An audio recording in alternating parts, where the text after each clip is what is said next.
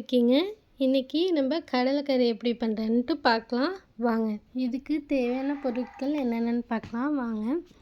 கருப்பு கொண்டக்கடலை, வெங்காயம், தக்காளி, தேங்காய் வேர்க்கடலை பேஸ்ட்டு, இஞ்சி, மஞ்சத்தூள், மிளகாத்தூள், தனியா பொடி, கரம் மசாலா, பிரியாணி இலை, பட்டை, லவங்கம், சோம்பு, ஏலக்காய், அன்னாசிப்பூ, தயிர்.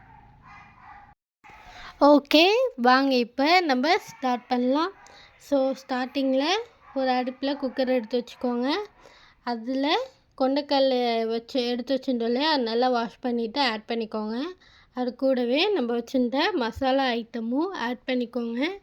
பண்ணிவிட்டு இஞ்சியும் ஆட் பண்ணிக்கோங்க. இஞ்சியும் ஆட் பண்ணிட்டிங்கன்னா நம்ம ஸ்பைசஸ் ஐட்டம்லாம் வச்சுருந்தோம் இல்லையா, அதையும் ஆட் பண்ணிக்கோங்க. அதை ஆட் பண்ணிவிட்டு நறுக்கின வெங்காயம், பொடிசாக நறுக்கின வெங்காயத்தை ஆட் பண்ணிக்கோங்க. தக்காளியும் நல்லா பொடிசாக நறுக்கி வச்சுருந்ததை ஆட் பண்ணிக்கோங்க.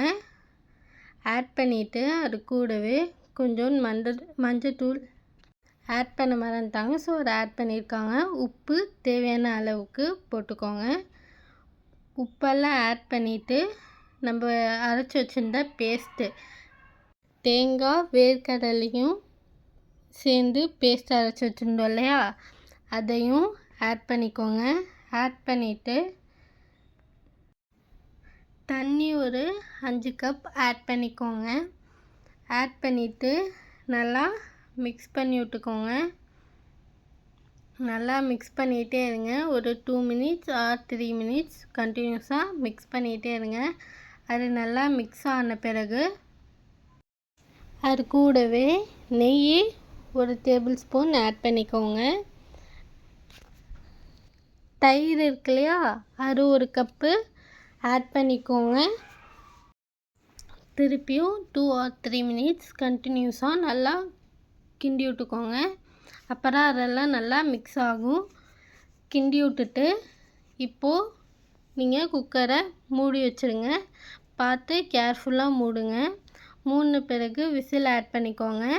ஒரு 6 விசில் வந்த பிறகு அடுப்பை ஆஃப் பண்ணிடுங்க. இப்போது ஒரு சின்ன சட்டியில் 4 ஸ்பூன் எண்ணெய் ஊற்றிக்கோங்க. அதிலே ஜீரகம் கொஞ்சம் ஆட் பண்ணிக்கோங்க. ஆட் பண்ணிவிட்டு ஜீரகம் நல்லா பொரிஞ்சோன்னே அது கூடவே கருவேப்பிலை இருக்குல்ல, அது கொஞ்சமாக ஆட் பண்ணுங்கள் போதும். ஆட் பண்ணிவிட்டு கருவேப்பிலையும் ஜீரகமும் நல்லா பொரிஞ்ச பிறகு அது கூடவே மிளகாய் ஒரு 4 ஆட் பண்ணிக்கோங்க. 2 பிச்சு போட்டுக்கோங்க. போட்டுட்டு நல்லா கிண்டி விட்டுக்கோங்க. கிண்டி விட்டு அடுப்பை ஆஃப் பண்ணிடுங்க. இப்போது நம்ம குக்கர் வச்சுருந்தோம் இல்லையா, அது விசில் அடங்கிருச்சான்னு பார்த்து கேர்ஃபுல்லாக ஓப்பன் பண்ணுங்கள். ஓப்பன் பண்ணிவிட்டு நம்ம தாளித்து வச்சுருந்த தாளிப்பை எடுத்து இதில் ஆட் பண்ணிக்கோங்க. ஆட் பண்ணிவிட்டு நல்லா கிண்டி விடுங்க. நல்லா கிண்டி விட்டிங்கன்னா நம்மளோட கடலைக்கறி ரெடி ஆகிடும். இதை நீங்கள் சப்பாத்தி, இட்லி, தோசை, ஒயிட் ரைஸ் கூட தொட்டு சாப்பிட்லாம். சூப்பராக இருக்கும். Okay bye. ஒரு நிமிஷங்க, உங்கள் எல்லாத்தையும் சாரி சொல்லிக்கிறேன். என்னாச்சுன்னா, போன வீடியோவில் ஒரு முக்கியமான விஷயம் சொல்கிறேன்னு கடைசி வரை சொல்லாமல் மறந்துட்டேன். இந்த வீடியோவிலாச்சும் எப்படியாச்சும் சொல்லணுன்ட்டு வந்திருக்கேன். ஆக்சுவலி எல்லா ரெசிப்பியுமே அம்மாவோட ரெசிபி தான், பேசுகிறது மட்டும் தான் நான். ஆனால் போன வீடியோவில் அந்த ரோஸ் மில்க்கும் கோல்டு காஃபியும் என்னோடய ரெசிபி, நான் ஓனாக கற்றுக்கிட்ட ஒரு விஷயம். அதை தான் சொல்லணுன்னு நினச்சேன், மறந்துட்டேன். சாரி. நீங்கள் இன்னும் அந்த வீடியோ பார்க்கலன்னா டிஸ்கிரிப்ஷனில் லிங்க் தரேன், போய் பாருங்கள். Okay bye.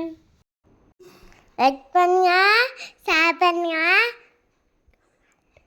கமெண்ட் பண்ணுங்க, மறக்காம கட் பண்ணுங்க. பாய், டாட்டா.